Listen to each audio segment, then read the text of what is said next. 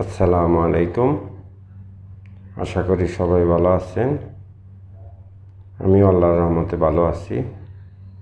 সর্বপ্রথম জানাই ডক্টর মোহাম্মদ ইউনূস স্যারেরে সর্বপ্রথম জানাই সালাম।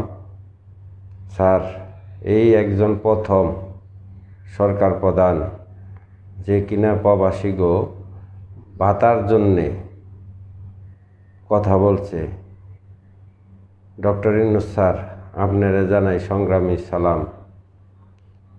কেননা বাংলাদেশের সরকার অনেক আইছে, অনেক গেছে, খালি প্রবাসীকে কাছে চাইছেই, কোনোদিন প্রবাসীকে দিব এইরকম কোনো কথা কয় নাই। এই একমাত্র আপনারা যে সবাই কয় গরিবের বন্ধু, সত্যি আপনি গরিবের বন্ধু।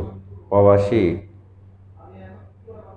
তার খালি দেহটাই দেখা যায় চকচকা, কিন্তু এরা অনেক কষ্ট করে।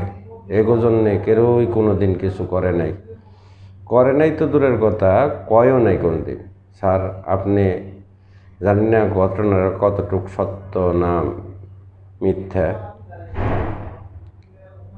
আপনি বলছেন যে প্রবাসীকে ভাতা দিবেন। ডক্টর ইউনূস স্যার, আল্লাহ আপনারা বাঁচিয়ে রাখুক। আপনি যে স্বপ্ন দেখছেন এই স্বপ্ন পূরণ হোক।